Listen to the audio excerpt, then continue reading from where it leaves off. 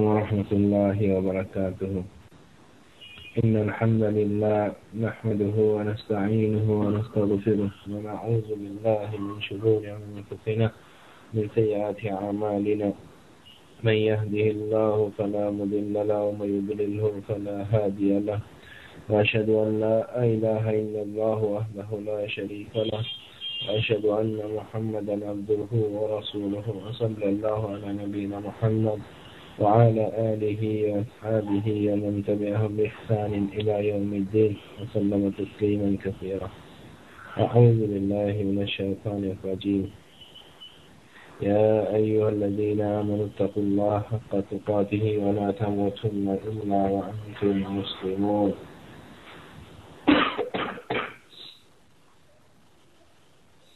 يا أيها الناس اتقوا ربكم الذي خلقكم من نفس واحدة وخلق منها زوجها وبث منهما رجالا كثيرا ونساء، واتقوا الله الذي تساءلون به والأرحام إن الله كان عليكم رقيبا. يا أيها الذين آمنوا اتقوا الله وقولوا قولا سديدا يصلح لكم أعمالكم ويغفر لكم ذنوبكم، ومن يطع الله ورسوله فقد فاز فوزا عظيما. فإن خير الحديث كتاب الله، وخير الهدي هدي محمد صلى الله عليه وسلم، وشر الأمور محدثاتها، وكل محدثة بدعة، وكل بدعة ضلالة. أعوذ بالله من الشيطان الرجيم. يوم تقلب وجوههم في النار يقولون يا ليتنا أطعنا الله وأطعنا الرسول، وقالوا ربنا إنا أطعنا سادتنا وكبراءنا فأضلونا السبيل، ربنا آتيهم ضعفين من العذاب ولعنهم لعنا كبيرا। সমস্ত প্রশংসা আল্লাহর জন্য, যিনি আমাদেরকে মুসলিম করে সৃষ্টি করেছেন, অতঃপর সঠিক দিনের সন্ধান দিয়েছেন। সালাত ও সালাম বর্ষিত হোক মুহাম্মদ সাল্লাল্লাহু আলাইহি ওয়াসাল্লামের প্রতি। আল্লাহুম্মা সাল্লি আলাইহি আল্লাহুম্মা বারিক আলাইহি। আমরা এমন এক সময় এই আলোচনাগুলো করছি যে সময় পৃথিবীর আরেক প্রান্তে আমাদেরই কিছু মুসলিম ভাইকে, পাখিকে যেভাবে গুলি করে হত্যা করা হয়, পিঁপড়াকে যেভাবে ডুলে মারা হয়, ঠিক সেভাবে মারা হচ্ছে। রাসূল বলেছিলেন, মুসলিম তো একটা দেহের মতো, তার এক অংশে যদি ব্যথা হয় তাহলে সে ব্যথা পুরো দেহেই লাগে। এই অবস্থা হচ্ছে আসলে পৃথিবীর প্রত্যেকটা প্রান্তে মুসলিমের সাথে। মুসলিম যেন আজ অপমানিত, মুসলিম আজ লাঞ্ছিত, যেন লাঞ্ছনার আরেক নাম হয়ে গেছে মুসলিম, অথবা মুসলিমের আরেক নাম হয়ে গেছে লাঞ্ছনা, অপমান। এর কারণ আসলে যে আমরা দেখছি তা তো দেখছি, আরো কিছু কারণ রয়েছে। সেটা হচ্ছে শুধুমাত্র একটা দেশ না, প্রত্যেকটা দেশেই মুসলিম আজ অপমানিত। স্ব দেশে যারা ইসলাম পালন করছি আমরা, তারাও আজকে অপমানিত হচ্ছি, নির্যাতিত হচ্ছি, নিপীড়িত হচ্ছি। এর কারণ হচ্ছে পরিপূর্ণভাবে ইসলাম না পালন করা। এর কারণ হচ্ছে ইসলাম থেকে দূরে সরে যাওয়া। এর কারণ হচ্ছে নিজেকে সম্পূর্ণরূপে ইসলামের সামনে আত্মসমর্পণ করে না দেওয়া। রাসূল সাল্লাল্লাহু আলাইহি ওয়াসাল্লাম বলছেন, একটা সময় মুসলিমরা অনেক মার খাবে। তখন সাহাবীরা বললেন, তখন কি আমরা সংখ্যায় কম থাকবো? তিনি বললেন, না, তখন আমরা সংখ্যায় কম থাকবো না, বরং তখন আমরা সংখ্যায় আরো বেশি থাকবো। সমুদ্রের ফেনার মতো হবে সে সংখ্যা। তাহলে আসলে তার কারণ হচ্ছে মুসলিম আজকে কি করছে? কোরআন এবং হাদিসকে ছেড়ে দিচ্ছে, কোরআন এবং সুন্নাহকে ছেড়ে দিয়ে সে বিভিন্ন তন্ত্র মন্ত্রের দিকে চলে যাচ্ছে। আল্লাহ তাআলা বলছেন, আফাতুমিনুনা বিবাদিল কিতাব ওয়া তাকফুরুনা বিবাদ। তোমরা কি কিতাবের কিছু অংশের প্রতি ঈমান আনবা আর কিছু অংশের সাথে কুফরি করবা? ফামা জাযাউ মান ইয়াফআলু যালিকা মিনকুম ইল্লা খিযুন ফিল হায়াতিদ দুনিয়া। তাহলে কি হবে যদি তোমরা এমনটাই করো? ফামা জাযাউ, তাহলে তোমাদের পুরস্কার হচ্ছে তোমাদের কর্মকাণ্ডের জন্য খিজিউন ফিল হায়াতিদ দুনিয়া, দুনিয়ার জীবনে লাঞ্ছনা। আজকে আসলে সামগ্রিক মুসলিম বিশ্ব লাঞ্ছিত হচ্ছে। এর কারণ হচ্ছে একটাই, যে তারা পরিপূর্ণভাবে আল্লাহর বিধানের সামনে নিজেদেরকে আত্মসমর্পণ করেনি, যেমন করতে পারিনি আমরাও। এবং আল্লাহ আরো বলছেন, ওয়ায়াউমাল কিয়ামাতি, কিয়ামতের দিন কি রয়েছে, ইউরাদ্দুনা ইলা আশাদ্দিল আযাব, কিয়ামতের দিন রয়েছে আরো কঠিন আযাব। ওয়াল্লাহু বিগাফিলিন আম্মা তা'মালুন, তোমরা যা করো সে বিষয়ে আল্লাহ গাফিল না। সম্মানিত উপস্থিতি, আমরা আসলে নিজেদেরকে খুব ভালো মুসলিম ভাবি, যতক্ষণ মধ্যে নিজের উপর অত্যাচার না আসে। আমরা যেটা দেখছি, আজ পৃথিবীর বিভিন্ন প্রান্তে মুসলিমদেরকে নিধন করা হচ্ছে। আমরা হয়তো সকলে ওইভাবে প্রতিবাদও করছি না, সকলে দিনের দিকে ওইভাবে ফিরে আসছি না। মনে রাখবেন, একসময় এই অত্যাচার নির্যাতন আপনার ঘরে, আপনার উপরেও হবে। শুধুমাত্র অপেক্ষা করুন। এর কারণ, যদি ইসলামের দিকে ফিরে আসুন তাহলে তো সম্মানিত হবেন, আর যদি ইসলামকে ছেড়ে দেন তাহলে এমনই হতে হবে। আল্লাহ ওই সমস্ত মুসলিম ভাইদেরকে হেফাজত করেন, আল্লাহ ইহুদিদেরকে ধ্বংস করেন, আল্লাহ খ্রিস্টানদেরকে ধ্বংস করেন যারা মুসলিমদের শত্রুতায় লিপ্ত। আল্লাহ ওই সমস্ত দুর্বল মুসলিমদের পক্ষ থেকে তাদের যথেষ্ট জবাব দেন।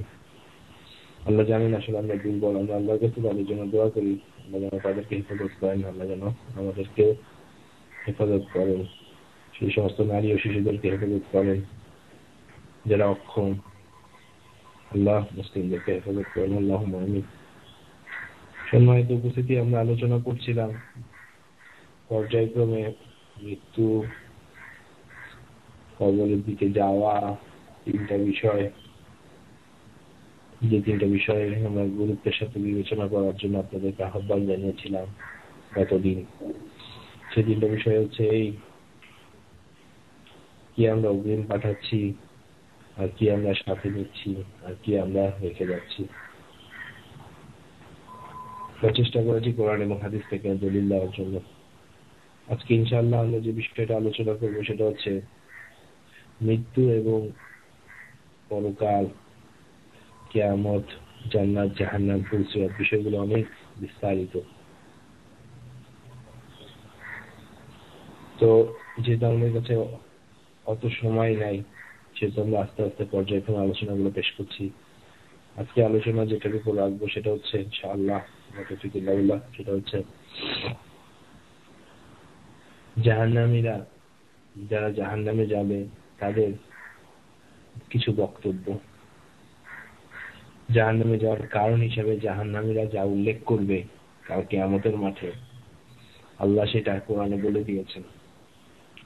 আজকে সেই বক্তব্যটা ইনশাআল্লাহ, আল্লাহ সেই কথাটা আপনাদেরকে পড়ে শোনাবো, যে জাহান্নামীরা জাহান্নামে যাওয়ার পর, জাহান্নামীরা জাহান্নামে প্রবেশের পর যে বক্তব্য দিবে, যে ভাষণ দিবে, যে কথোপকথন করবে, তা যাতে আমরা সেই ভাষণ, সেই কথোপকথন থেকে নিজেদেরকে মুক্ত করে রাখতে পারি।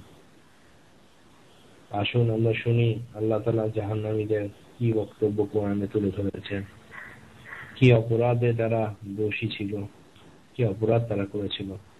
মনে রাখবেন, জাহান্নামীরা জাহান্নামে গিয়ে জাহান্নামে যাওয়ার কারণ বর্ণনা করবে, তারা দুনিয়ার জীবনে আসলে কেমন করে চলেছিল, কোনটা ছিল মেইন কারণ যা তাদেরকে জাহান্নামে ধাবিত করেছে, যা তাদেরকে জাহান্নামে নিক্ষিপ্ত করেছে। সেই কারণ আফসোসের সাথে বর্ণনা করবে। আসলে আমরা সেই কারণটা শুনি, সেই কারণটা বোঝার চেষ্টা করি, এবং সেই কারণটা যদি নিজেদের মধ্যে থেকে থাকে, ওই বদগুণ, ওই বৈশিষ্ট্য যদি নিজেদের মধ্যে থেকে থাকে, তাহলে আজ এখনই সেই বৈশিষ্ট্য, সেই বদগুণকে পরিহার করি। আল্লাহ তাআলা আসলে চান মানুষগুলো যেন কল্যাণ পেয়ে যায়, নাজাত পেয়ে যায়। এজন্য আল্লাহ তাআলা জাহান্নামে যাওয়ার কারণ হিসেবে জাহান্নামীরা যা উল্লেখ করবে তা আগেই জানাই দিচ্ছেন, যে তোমরা সাবধান থাকো, তোমরা বেঁচে থাকো, ওই পথে তোমরা যেও না, ওটা কষ্টের পথ। আল্লাহ বলছেন,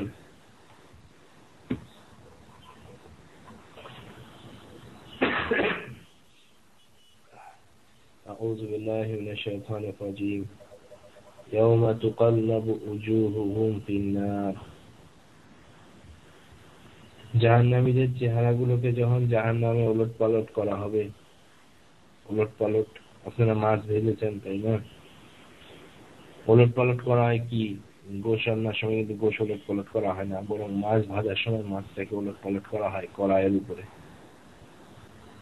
ঠিক ওইভাবে করেই জাহান্নামীদেরকে জাহান্নামে শাস্তি দেওয়া হবে।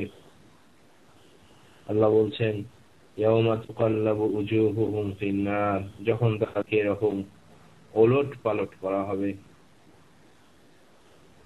ইয়াকুলুনা, তখন তারা বলবে ইয়া লাইতানা, হায় আমাদের জন্য আফসোস, আতানা আল্লাহ আতানা রাসূল, আতানা আল্লাহ আতানা রাসূলা, যদি দুনিয়ার জীবনে আমরা আল্লাহ ও তার রাসূলকে মেনে আসতাম।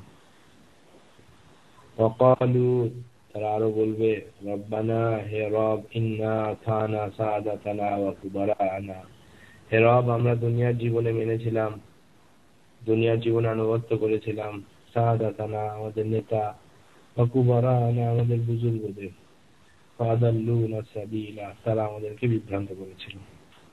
রব্বানা, হে রব, আতিহিম তুমি দাও তাদেরকে দিআফাইনি মিনাল আযাব, ডবল আযাব, ওয়ালানহুম লানান কাবীরা তাদেরকে তুমি তাদের প্রতি অভিশাপ। সম্মানিত উপস্থিতি, এই হচ্ছে সরল অর্থ। এবার আসুন এটা নিয়ে একটু চিন্তা করি যে জাহান্নামীদেরকে যখন জাহান্নামে ওলট পালট করা হবে, তাদের চেহারাগুলোকে যখন মাছের মতো করে ভাজার মতো করে একবার এই পিঠ একবার ও পিঠ করে আযাব দেওয়া হবে, তখন তারা সেই জাহান্নামে যাওয়ার কারণ বলবেন। যেমন আমি আর আপনি অনেক সময় পরীক্ষায় খারাপ করার পর বলতাম না, ইস পরীক্ষাটা খারাপ হয়ে গেল, যদি রাত্রে একটু পড়তাম কতই না ভালো হতো। সম্মানিত উপস্থিতি, দুনিয়ার যে পরীক্ষাগুলো আমরা দিই, এই পরীক্ষাগুলো আবার দেওয়ার সুযোগ আছে, পরবর্তী বছর আবার আপনি দিতে পারবেন। কিন্তু পরকালে যে পরীক্ষা, এটা চান্স হচ্ছে একবারই, এটা হচ্ছে দুনিয়ার জীবনে, যদি কোনো কারণে মিস হয়ে যায় তাহলে লস হয়ে যাবে, আর কোনো সুযোগ নাই। এই পরীক্ষায় আমরা বলে থাকি ইস যদি পড়তাম, ওই পরীক্ষাতে গিয়েও জাহান্নামীরা জাহান্নামীকে বলবে ইয়াকুলুনা ইয়া লাইতানা, হায় হায় আফসোস আমাদের, আমরা যদি পড়তাম আতানা আল্লাহ ওয়া আতানা রাসূল, আল্লাহ ও তার রাসূলের আনুগত্য, আমরা যদি দুনিয়ার জীবনে আল্লাহকে মেনে নিতাম ও তার রাসূলকে মেনে নিতাম, তাহলে বোঝা যাচ্ছে অধিকাংশ লোক দুনিয়ার জীবনে আল্লাহ ও তার রাসূলকে মানে না। তাহলে বোঝা যাচ্ছে অধিকাংশ লোক দুনিয়ার জীবনে কাকে মানে না? আল্লাহকে মানে না, তার রাসূলকে মানে না। অধিকাংশ মুসলিমেরও এই একই অবস্থা, যে সে বলছে আল্লাহকে মানছি, সে বলছে রাসূলকে মানছি, কিন্তু তার ব্যক্তি জীবন থেকে শুরু করে পারিবারিক সামাজিক জীবনের প্রত্যেকটা পর্যায়ে যদি আমরা দেখি, তাহলে দেখবো সামান্যই সে আল্লাহ তার রাসূলের বিধানের সামনে আত্মসমর্পণ করেছে। যেটা শুরুতেই বলেছিলাম, আল্লাহ বলছেন আফাতুমিনুনা বিবাদিল কিতাব ওয়া তাকফুরুনা বিবাদ, তোমরা কি কিতাবের কিছু মানবা কিছু ছাড়বা? সম্মানিত উপস্থিতি, ইসলাম হচ্ছে পুরোটাই মানার নাম, মুসলিম হচ্ছে পুরোটাই মানার নাম, আংশিক মানার নাম আসলে মুসলিম না, আংশিক মানার নাম আসলে ইসলাম না। যে ভাই আমি তো 3 ওয়াক্ত সালাত পড়ি না, তাহলে আপনি কাফের। যে ব্যক্তি বলবে ভাই আমি তো 3 ওয়াক্ত সালাত পড়ি, আমি তো 4 ওয়াক্ত সালাত পড়ি, মনে রাখবেন যে ব্যক্তি সালাত পড়ে না, সালাত ত্যাগকারী, সেই যেরকম কাফের। যে ব্যক্তি প্রতিনিয়ত 3 ওয়াক্ত বা 4 ওয়াক্ত পড়ে, সে হচ্ছে কাফের। দুইজনের মধ্যে কোনো তফাৎ নাই। যে ব্যক্তি রোজা রাখে না আর যে ব্যক্তি কয়েকটা রাখলো, ইচ্ছা মতো কয়েকটা ছাড়লো, এরা উভয়ই সমান পাপী। যে ব্যক্তি ইসলামের কোনো বিধান মানে না, সেও যেরকম পাপী, সেও যেরকম জাহান্নামের দিকে ধাবিত, ঠিক যে ব্যক্তি ইসলামের কিছু অংশ মানে আর কিছু অংশ ছাড়ে, সেও সেরকম পাপী। যে ব্যক্তি পর্দা করে না, বেপর্দা বেহায়ার মতো ঘুরে বেড়ায়, নির্লজ্জের মতো ঘুরে বেড়ায়, সে যেরকম পাপী, ওই মহিলাও পাপী যে মহিলা বোরকা পরার পর আতর সুগন্ধি দিয়ে বাইরে বের হয়। এমন সব বোরখা সে পরে, যা আসলে পর্দা না। পর্দা হতে হবে ঢিলা ঢালা বোরখা দিয়ে, পর্দা হতে হবে তার চেহারাকে ঢেকে ফেলতে হবে, হাত ও মোজাকে ঢেকে ফেলতে হবে, এটাই হচ্ছে পর্দা। এছাড়া আর কোনোটাই পর্দা না। একই অবস্থা প্রত্যেকটা ক্ষেত্রে, যে কিছু অংশ মানছে আর কিছু অংশ মানছে না, উভয়ের জন্যই কি একই অবস্থা। যারা মানছে না তারা যেরকম পাপী, তারা যেরকম গুনাহগার, তারা যেরকম জাহান্নামের দিকে ধাবিত, ঠিক ওই ব্যক্তি, ওই পুরুষ, ওই নারীও জাহান্নামের দিকে পরিচালিত, যে কিছু মানে আর কিছু ছেড়ে দেয়।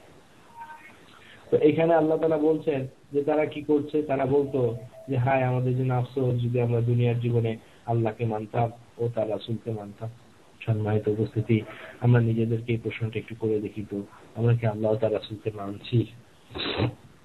যদি আমরা আল্লাহ ও তার রাসূলকে পরিপূর্ণভাবে মানতাম, তাহলে কি আমাদের ঘরগুলোতে এই হারাম জিনিস দিয়ে ভরে যেত? যদি আমরা আল্লাহ ও তার রাসূলকে মানতাম, তাহলে কি অন্যায় পথে আমরা পরিচালিত হতে পারতাম? যদি আমরা আল্লাহ ও তার রাসূলকে মানতাম, তাহলে কি আমাদের সামনে এই জিনিসগুলো ঘটতে পারতো? কখনোই না। যদি আমরা আল্লাহ তার রাসূলকে মানতাম, তাহলে কি আমরা এরকম করে পার্টি আর এরকম করে প্রোগ্রাম করে বেড়াতে পারতাম? কখনোই না। তাহলে আসলে আমরা কি মানছি? আমরা আসলে পরিপূর্ণভাবে ইসলামকে মানছি না। পরিপূর্ণভাবে ইসলামকে না মানলে কিন্তু সেদিন আফসোস করতে হবে, যে আফসোসের কথা আল্লাহ তাআলা এখানে বলে দিচ্ছেন। ইয়াকুলুনা ইয়া লাইতানা আতা'না আল্লাহ ওয়া আতা'না রাসূল।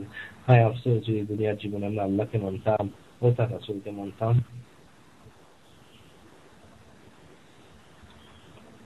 তাহলে দুনিয়ার জীবনে তারা আল্লাহ ও তার রাসূলকে ছেড়ে দিয়ে কাদেরকে মেনেছিল? এটা হচ্ছে আরেকটা প্রশ্ন। তাহলে দুনিয়ার জীবনে তারা আল্লাহ ও তার রাসূলকে ছেড়ে দিয়ে কাদেরকে মেনেছিল? আসুন সেই প্রশ্নের জবাব আল্লাহ তাআলা জাহান্নামীদের মুখ থেকে দেওয়াচ্ছেন, যা আল্লাহ কোরআনে উল্লেখ করে দিয়েছেন। যে জাহান্নামীরা দ্বিতীয় কথা বলবে, যেমন আমরাও দ্বিতীয় কথা বলতাম। প্রথম কথা হচ্ছে আমরা পরীক্ষায় খারাপ করলে বলি যে ইস যদি সেই দিন আমরা পড়তাম। তারপর আমরা বলি ইস যদি ওই বন্ধুগুলোর সাথে নাম ধরে ধরে ওদের সাথে যদি চায়ের স্টলে অথবা আড্ডা না দিতাম। এটা হচ্ছে দ্বিতীয় প্রকার দুঃখ প্রকাশ আমরা করে থাকি। ঠিক একই অবস্থা জাহান্নামীরা প্রথমে বলবে আমরা যদি আল্লাহ তার রাসূলের আনুগত্য করতাম। দ্বিতীয়ত এসে তারা বলবে আল্লাহ তার রাসূলের আনুগত্যকে ছেড়ে দিয়ে আসলে তারা কার আনুগত্য করত সেই কথা আল্লাহ এখানে উল্লেখ করছেন। তারা বলবে ওয়াকালু হে রব, রব্বানা ওয়াকালু, তারা বলবে রব্বানা হে রব, ইন্না আতানা, আমরা কি করতাম? অনুসরণ করতাম সাদাতানা ওয়া কুবারানা, আমরা অনুসরণ করতাম সাদাতানা মানে আমাদের নেতাদের, আমাদের জাতীয় নেতাদের, আমাদের জাতীয় নেতাদের ও আমাদের বুজুর্গদের। আর অধিকাংশ মানুষ কোন না কোন দলের কর্মী। দেখেন যারা দলাদলি করা বৈধ মনে করছে, এই আয়াত আপনাদেরকে বলে দিচ্ছে সাদাতানা, তোমরা যারা নেতার অনুসরণ করো, দেখো জাহান্নামে যাওয়ার কারণ হিসেবে সেদিন এটা বলবা সাদাতানা, যে আমরা অনুসরণ করতাম কাদের? অনুসরণ করতাম আমাদের নেতাদের। আমাদের নেতাকে বর্তমান সময়ে, আমাদের নেতা বর্তমান সময়ে বাঙালিদের নেতা এমন দুইজন যারা দুইজনই মারা গিয়েছে। তারাই হচ্ছে আমাদের আদর্শ, তারাই হচ্ছে আমাদের নেতৃত্বে। অথবা আমাদের নেতা হচ্ছে এমন সব লোক যারা ইসলাম পালন করে না, বরং ইসলাম পালনে মানুষকে বাধা দেয়। জাহান্নামীরা জাহান্নামে যাওয়ার দ্বিতীয় কারণ হিসেবে উল্লেখ করবেন দুঃখের সাথে, কষ্টের সাথে। তারা বলবে যে হে রব, যখন অত্যাচার তারা পাবে তখন তারা বলবে হে রব, আমরা দুনিয়ার জীবনে অনুসরণ করেছিলাম সাদাতানা, আমাদের নেতাদের। সম্মানিত উপস্থিতি, যারা নেতাদের অনুসরণ করেন তারা নেতাদের অনুসরণকে ত্যাগ করে দেন। যাদের পরিবারের লোকজন নেতাদের অনুসরণ করে, তাদের পরিবারের ওই সমস্ত মেম্বারদেরকে জানাই দেন যে নেতাদের অনুসরণ গুলো করো না, বেঁচে থাকো, বেঁচে আসো, ইসলামের উপর চলো। এটা হচ্ছে আমাদের সমাজের বিশাল এক জনগোষ্ঠীর অবস্থা। যারা নেতাদের অনুসরণ করে তাও তো ভালো, নেতাদের অনুসরণ করে। আফসোস আমাদের সমাজের যারা নেত্রীর অনুসরণ করে। হ্যাঁ, এই সমাজের অধঃপতনটা এতটাই হয়ে এসেছে, এতটাই ঘনিয়ে এসেছে যে এই সমাজের লোকেরা নেত্রীর অনুসরণ করছে, মহিলার অনুসরণ করছে, যাতে তাদের মধ্যে পুরুষত্বই নেই। এই হচ্ছে বর্তমান অবস্থা, যে তারা নেত্রী অনুসরণ করছে, এটা তারও জঘন্য, এবং তারা এটাকে কল্যাণকর কাজ মনে করছে। তারা বলছে যে আমাদের নেতা হচ্ছে একজন মহিলা। হায় আফসোস তাদের জন্য, আফসোস তাদের জন্য, যারা নেত্রীকে, যারা একটা মহিলাকে তাদের নেতা বানিয়ে নিয়েছে। জঘন্য এরা। আল্লাহ এদের সঠিক বুঝ দান করে। আমাদের পরিবারের সদস্যদের মধ্যে যারা আসলে এদিকে দাবি, আল্লাহ তাদেরকে হেদায়েত দান করেন, নাহলে কাল কিয়ামতের মাঠের অবস্থাটা হবে খুব কঠিন। তারা বলবে আতানা সাআদাতানা, আমরা অনুসরণ করেছিলাম আমাদের নেতাদের, ওয়া কুবারা আনা, এবং আমরা অনুসরণ করেছিলাম কাদের, আমাদের বুজুর্গদের। এদেশের একটা বিশাল সংখ্যক লোক যেমন অনুসরণ করে নেতাদের, যেমন আরেকটা বিশাল সংখ্যক লোক, আরেকটা বিশাল সংখ্যক, আরো বিশাল সংখ্যক দলের লোকেরা অনুসরণ করে বুজুর্গদের। দেখেন আল্লাহ তাআলা এই উভয় শ্রেণীকে কোথায় রেখেছেন? উভয় শ্রেণীকে জাহান্নামে যাওয়ার কারণ হিসেবে উল্লেখ করেছেন। এই উভয় শ্রেণী কি? উভয় শ্রেণী হচ্ছে জাহান্নামের দরজা। রাসূল সাল্লাল্লাহু আলাইহি ওয়াসাল্লাম বলছেন, কিয়ামতের আগে কি হবে? আদওয়াতু আবওয়াবুন নার, জাহান্নামের দরজায় দাঁড়ায় মানুষরা আহ্বান করবে, আসো আসো আমার দল করো, অর্থনৈতিক মুক্তি পাবা, আমাকে এই করো তো শান্তি পাবা, আসো আসো এই তরিকায় আসো, নাজাত পাবা, সব তরিকা ছেড়ে এই তরিকা ধরো, দুই পীরের ফজিলত এই, তিন পীরের ফজিলত এই, বিভিন্ন ভাবে আমাদের বুজুর্গদের পাওয়ার এত ছিল, এই ছিল সেই ছিল, বিভিন্ন কিছু তারা বলছে। আর রাসূল সাল্লাল্লাহু আলাইহি ওয়াসাল্লাম বলছেন, আদওয়াতু আবওয়াবুন নার, জাহান্নামের দরজায় দাঁড়ায় দাঁড়ায় আহ্বানকারীরা আহ্বান করবে, তাদের আহ্বানে যারা সাড়া দিবে তারা জাহান্নামে গিয়ে পড়বে।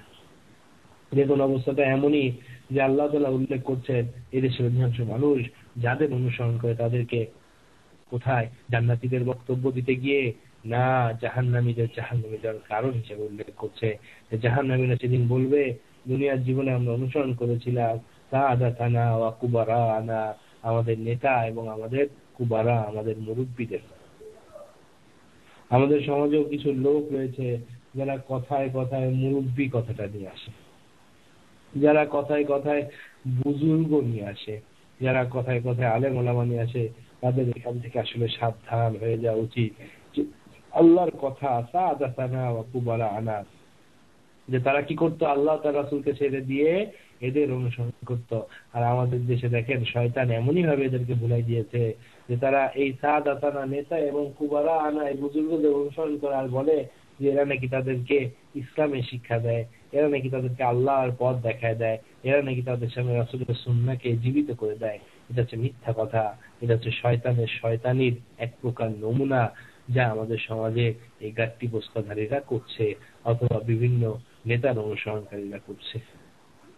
এ থেকে অবশ্যই আমাদেরকে ফিরে আসতে হবে। সম্মানিত উপস্থিতি, যারাই আলোচনা শুনছেন তারা সূরা আহজাবের এই আয়াতগুলো দেখবেন, সূরা আহজাবের 66, 67, 68 নম্বর আয়াতগুলো দেখবেন, যেখানে স্পষ্ট বলা আছে সাআদাতানা ওয়া কুবারানার কথা, যে নেতা এবং বুজুর্গদের কথা সেদিন জাহান্নামীরা বলবে তাদের জাহান্নামে যাওয়ার কারণ হিসেবে।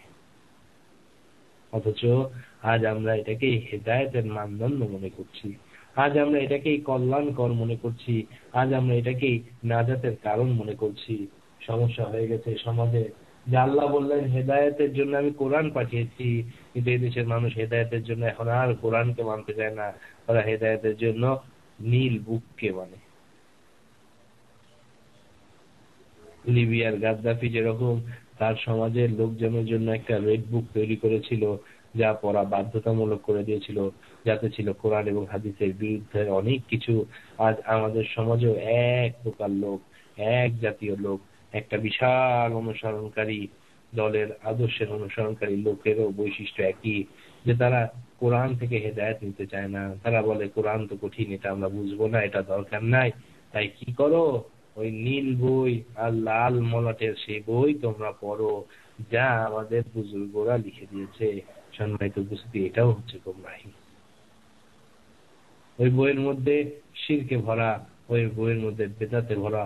আর জানে এই সমাজের মানুষের কি হয়েছে, আসলে ভেজাল খাইতে খাইতে খাইতে খাইতে খাইতে খাইতে এমন হয়ে গেছে যে ভেজাল ছাড়া আর কিছুই ভালো লাগে না। যদি একটা একটা ভুল দেখায় দেওয়া হয় তখন বলে আর কি আছে, তারপরে যখন আরেকটা দেখায় দেওয়া হয় বলে আরো কিছু কি আছে নাকি, এরপর যখন আরো দেখানো হয় তখন বলে আর কি আছে, এই কয়টা হলেই কি হয়। সম্মানিত উপস্থিতি, যেখানে একটা শিরক মানুষের সমস্ত আমলকে নষ্ট করে দেয়, যেখানে এক ফোঁটা যদি আগুন এসে আপনার শরীরে লাগে পুরো শরীরকে জ্বালাই দিতে পারে, এরপরে ওরা বলে আর কি আছে, আর কি আছে। এই তো অবস্থা হচ্ছে ওই বুজুর্গের অনুসরণকারী দলের, এই একই অবস্থা হচ্ছে মওদুদি ইসলামিক দলেরও। যে তাদেরকেও যখন বলা হচ্ছে যে দেখো তাফসীরুল কোরআনের মধ্যে আল্লাহর আসমা ও সিফাতকে মওদুদি অস্বীকার করেছে, মওদুদি সাহেব আল্লাহকে নিরাকার সর্বত্র বিরাজমান বলেছে, মওদুদি সাহেব আল্লাহকে কি বলেছে যে আল্লাহ নাকি প্রথম আসমানে নেমে আসতে পারেন না, যিনি সহিহ বুখারীর এই হাদিসকে অস্বীকার করেছে। সূরা ফজরে আল্লাহ তাআলা বলেছেন ওয়াজা রাব্বুকা আল মালাকু সাফফান সাফফা, সেদিন রব আসবে, সেটাকে তিনি সরাসরি অস্বীকার করে বলছেন রবের তো আসা সম্ভবই না, তিনি এক জায়গা থেকে আরেক জায়গায় আসবে কিভাবে। অথচ সহিহ বুখারীর হাদিস রয়েছে আল্লাহ তাআলা রাতের শেষ ভাগে প্রথম আসমানে নেমে আসেন এবং বলেন কে কি অপরাধ করেছো ক্ষমা চাও, আমি তোমাদেরকে ক্ষমা করে দিব। এই আয়াতকে যে অস্বীকার করলো, এই হাদিসকে যে অস্বীকার করলো, এই আয়াতের যে ভুল ব্যাখ্যা করলো, এরকম অসংখ্য ভুল ব্যাখ্যা করার পরও যখন বলা হচ্ছে এই যে দেখো ভুল, বলে আর কি আছে, বলা হলো এই যে দেখো ভুল, বলে আরো দাও না দুই একটা ভুল, এরপর যখন আরো ভুল দেওয়া হয় তারপরেও এরা মানে না। এরা হচ্ছে বেকুফ একদল লোক, যাদের ব্রেন আছে কিন্তু ব্রেনের কাজ করার ক্ষমতা নাই। মনে হয় আসলে এদের ব্রেন না, এদের ব্রেন গুলো ড্রেন হয়ে গেছে, কেননা ওটা আল্লাহ দিন দিয়ে নাই, ওটা আসলে আল্লাহর পক্ষ থেকে যে ওহী সেটা দিয়ে পরিচালিত হচ্ছে না। মনে রাখবেন, আল্লাহর ওহী দ্বারা যদি আপনার এই মস্তিষ্ককে আপনি পরিচালিত না করেন, তাহলে আপনি এমন নিকৃষ্ট সব কথা বলবেন, এমন নিকৃষ্ট সব কাজ করবেন যা আসলে মানুষ করতে পারে না। আজকে দেখেন এই দলের অনুসারীরা যা করছে, দেশের মধ্যে অরাজকতা সৃষ্টি করেছে, গাড়ি ঘোড়ে আগুন দিচ্ছে, এটা কি ইসলাম হতে পারে? অত্যাচারে সবর করো, কিন্তু এটা কেমন কথা যে চোরা গুপ্তা হামলা করবে, ওরা হামলা করছে আর সাধারণ জনগণের উপর অত্যাচার নেমে আসছে। ওদের এক একটা চেহারা দেখলেও মনে হয় না ওগুলো যে মুসলিমের চেহারা নাকি, ওরা নাকি আবার শিবির করে। যাদের শুনেছিলাম তারা গর্ব করে বলতো যদি কোনো শিবিরের কর্মী নকল করে তার সদস্য পদ নাকি ক্যান্সেল করে দেওয়া হয়। এগুলো কি শিবিরের কর্মী? টাকনোর নিচে কাপড়, চেহারাগুলো ইহুদি খ্রিস্টানদের মতো বানায় রাখছে, না আছে চেহারা ইসলাম, না আছে তার লেবাস ইসলাম, না আছে তার কর্ম ইসলাম, ও নাকি আবার শিবির। আসলে এদের যেরকম, এরা আদর্শ হারা হয়ে গেছে, এদের সবকিছু হারা হয়ে গেছে। সেজন্য এদের শুধু আসলে জামাতে ইসলাম বলা উচিত না, এদেরকে বলা উচিত জামাতে ইসলাম, জামার মধ্যে ইসলাম। এদের আসলে ভিতরে ইসলাম নাই, যদি ভিতরে ইসলাম থাকতো তাহলে এই ধরনের কাজ তারা করতে পারতো না। আল্লাহ হেফাজত করুক এদেরকে, আল্লাহ হেফাজত করুক এদের যারা অনুসরণ করে। কারণ আল্লাহ তাআলা বলছেন সাদাতানা ওয়া কুবারানা, তারা জাহান্নামে যাওয়ার কারণ হিসেবে বলবে আমরা অনুসরণ করেছিলাম নেতার। এরাও দেখেন কথায় কথায় বলে, একদল লোক যেমন বলে বুজুর্গের কথা, অমুক বুজুর্গ, অমুক মৌলবী, অমুক হুজুর, এরাও কথায় কথায় বলে আমাদের নেতা এই কথা বলেছেন, অমুক নেতা এই কথা বলেছেন, আমির সাহেব এই কথা বলেছেন। কিন্তু আফসোস এরা কোরআন এবং সুন্নাহকে ছেড়ে দেয়, কোরআন এবং সুন্নাহকে ছেড়ে দেয়। এটা অবশ্যই জঘন্যতা, এটা অবশ্যই জাহেলিয়াত। এই অবস্থা থেকে আমাদেরকে ফিরে আসতে হবে। আল্লাহ তাআলা বলছেন তারা জাহান্নামে যাওয়ার কারণ হিসেবে দ্বিতীয় কারণ যেটা বলবে যে আমরা অনুসরণ করেছিলাম সাদাতানা ওয়া কুবারানা, একদল লোক তো যারা বস্তুবাদী, একদল লোক যারা দুনিয়া কামানোর পিছনে আছে, তারা তো দুনিয়ার এই সমস্ত নেতা বানিয়ে নিয়েছে। আর একদল লোক যারা পরকালকেই চায়, তারাও দেখা যাচ্ছে যে তাদের মধ্যে থেকে একজনকে নেতা বানিয়ে নিয়েছে, তাদের মধ্যে থেকে একজনকে বুজুর্গ বানিয়ে নিয়েছে এবং তার অনুসরণ করছে। অথচ এই উভয়টাই হচ্ছে গোমরাহি, উভয়টাই হচ্ছে ধ্বংস, উভয়টাই হচ্ছে জাহেলিয়াত। এরপরে তারা বলবে ফাদাল্লুনা সাবিলা, হে রব এরা আমাদেরকে বিভ্রান্ত করেছিল। সেদিন তারা ঠিকই বলবে হে রব এরা আমাদেরকে বিভ্রান্ত করেছিল, কিন্তু সেদিন এ বলা তাদের কোনো কাজে আসবে না। সেদিন তাদের এ বলা শুধুমাত্র তাদের আফসোসকেই বাড়িয়ে দিবে, আর কোনো কাজে আসবে না। অতএব সম্মানিত উপস্থিতি, জানটা যতক্ষণ পর্যন্ত রয়েছে তার আগেই সূর্যে নেন, কেননা জানটা যখন বের হয়ে যাবে, জানটা যখন বের হয়ে যাবে আপনার শরীর থেকে, তারপর আর শুধরানোর কোনো উপায় নাই। তখন যদি শত চেষ্টা করেন, শতবার মাফ চান, তখন মাফও করা হবে না, তখন শুধরাতেও পারবেন না। শরীরের মধ্যে রূহ থাকতে থাকতেই নিজেকে শুধরিয়ে নেন, কেননা যে শুধরিয়ে নিল সে তো বেঁচে গেল, আর যে অহংকার করলো, যে গাঢ় হয়ে থাকলো একটা ভুলের উপর, সে ধ্বংস হয়ে গেল। আল্লাহ তাআলা আমাদেরকে হেফাজত করেন, আল্লাহুম্মা আমিন। এরপরে জাহান্নামীরা জাহান্নামে আল্লাহর কাছে 3 নাম্বার যে কথা বলবে, রব্বানা আতিহিম দিফাইনি মিনাল আযাব, হে রব এদেরকে তোমরা কি করো, হে রব এদেরকে তুমি ডবল আযাব দাও। রব্বানা আতিহিম দিফাইনি মিনাল আযাব, আল্লাহ কি করো এদেরকে, এই সমস্ত নেতা আর এই সমস্ত বুজুর্গ, এই যে দেখেন আজকে বুজুর্গদের অনুসরণ করছেন আর আজকে নেতাদের অনুসরণ করছেন, কাল কিয়ামতের মাঠে এই বুজুর্গ আর নেতাকেই কি বলা হবে?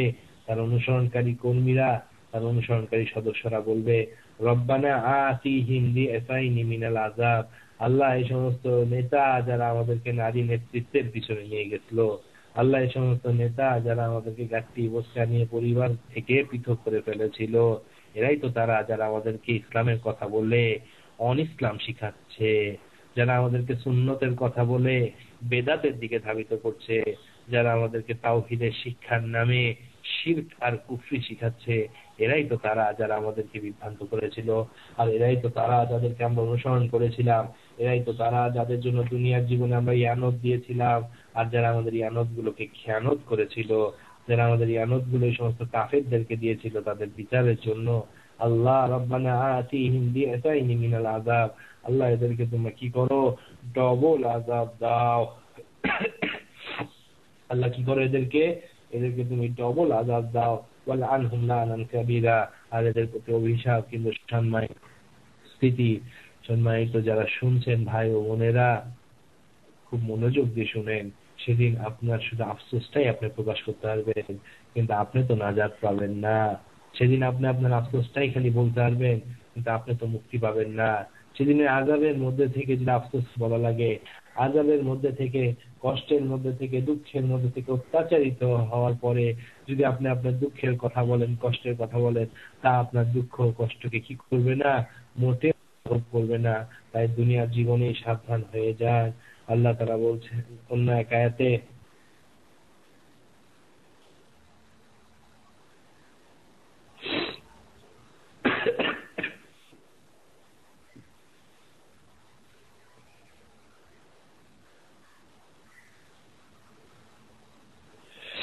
আল্লাহ তাআলা অন্য এক আয়াতে বলছেন, ইয়া ওয়াইলাতা লাইতানি লাম আত্তাখিদ ফুলানান খালিলা। আল্লাহ তাআলা অন্য এক আয়াতে ঠিক একই কথা বলছে, যে তারা কি করতো, তারা বলবে সেদিন, তারা তারা জাহান্নামে যাবে, তারা জাহান্নামে যাওয়ার পর সেদিন বলবে, হায় আফসোস, আমি যদি রাসূলের সাথে পথ অবলম্বন করতাম, হায় আফসোস আমি যদি রাসূলের পথ অবলম্বন করতাম, আমি যদি রাসূল যা করেছেন তা যদি করতাম, তাহলে আমার জন্য কতই না ভালো হতো। ইয়া লাইতানি আত্তাখিযতু মা'আর রাসূলি সাবিলা, আমি যদি রাসূলের পথ অনুসরণ করতাম তাহলে কতই না ভালো হতো। এরপরে সে কি বলবে, এরপরে সে বলবে হায় আমার দুর্ভোগ, কি বলবে সে, যে ইয়া ওয়াইলাতা লাইতানি লাম আত্তাখিদ ফুলানান খালিলা, হায় আমার দুর্ভোগ, আমি যদি অমুককে বন্ধুরূপে গ্রহণ না করতাম, আমি যদি অমুককে আমার খলিফা রূপে গ্রহণ না করতাম, আমি যদি অমুককে আমার অভিভাবক রূপে গ্রহণ না করতাম। সেদিন আসলে তারা আফসোস করবে, সেদিন তারা অনেক আফসোস করবে, সেদিন তারা অনেক আফসোস করবে, কিন্তু সেদিনকার সে আফসোস তাদের কি কোনো কাজে আসবে? সেদিনকার তাদের সে আফসোস তাদের আসলে কোনোই কাজে আসবে না। সেদিন এই দুঃখ শুধু দুঃখকেই বাড়ায় দিবে, কষ্ট শুধু যাতনাকেই বাড়ায় দিবে, কিন্তু আসলে প্রকৃতপক্ষে তারা কোনো উপকারই পাবে না। আসলে তারা কি করেছিল, আসলে এই সমস্ত মানুষেরা আজকে দুনিয়ার জীবনে তারা তাদের হাওয়ার অনুসরণ করছে। আল্লাহ তাআলা বলে দিচ্ছেন, আফারাআইতা মান ইত্তাখাযা ইলাহাহু হাওয়াহু আফাআনতা তাকুনু আলাইহি ওয়াকিলা, তুমি কি তাকে দেখো না যে তার খেয়াল খুশিকে ইলাহ রূপে গ্রহণ করেছে, এরপরেও কি তুমি তার কাজে জিম্মাদার হতে চাও? তুমি কি এটা মনে করো যে তাদের অধিকাংশ লোক শুনে বা বুঝে, আম তাহসাবু আন্না আকসারাহুম ইয়াসমা أو يعقلون إن هم إلا كالأنعام بل هم أضل سبيلا। তুমি কি মনে করেছো যে তাদের অধিকাংশ লোক শুনে বা বুঝে? না, তারা পশু এছাড়া আর কিছুই না, তারা সঠিক পথ থেকে আরো বেশি ভ্রান্ত। সম্মানিত উপস্থিতি, দেখেন আল্লাহ তাআলা এদের ব্যাপারে বলছেন যে এরা কি করে আসলে, এরা আসলে যারা জাহান্নামে গিয়ে এই কথাগুলো বলবে, তারা জাহান্নামে গিয়ে এই কথাগুলো বলার পূর্বে দুনিয়ায় তারা কি করেছিল? দুনিয়ায় তাদের অবস্থা ছিল এরকম, তারা তাদের হাওয়ার অনুসরণ করত। তাদের অন্তর বলেছে যে বুজুর্গকে মানো, তাই তারা বুজুর্গকে মানছে। তাদের অন্তর বলেছে পীর আউলিয়াদেরকে মানো, তাই তারা মানছে। তাদের অন্তর বলেছে এই সমস্ত নেতাদেরকে আমি বানিয়ে নাও, তাই তারা করছে। আল্লাহ তাআলা বলছেন তারা তাদের অন্তরকে ইলাহ বানিয়ে নিয়েছে। এরপর আল্লাহ তাআলা আরো বলছেন, তুমি কি মনে করেছো যে তারা কি, তারা শোনে? তারা আসলে কিছুই শোনে না, তারা আসলে বুঝে না, তারা হচ্ছে জন্তুর মতো, তারা হচ্ছে পশুর মতো। এ হচ্ছে আল্লাহর কথা কাদের ব্যাপারে? জাহান্নামীদের ব্যাপারে। কোথায় যখন তারা অবস্থান করবে? জাহান্নামে যখন তারা অবস্থান করবে।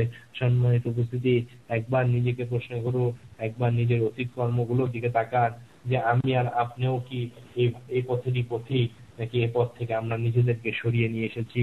অবশ্যই অবশ্যই আমরা যারা বাঁচতে চাই তাদেরকে কি করতে হবে? এই পথকে পরিহার করতে হবে, এই পথ থেকে নিজেদেরকে সরাই নিয়ে যেতে হবে।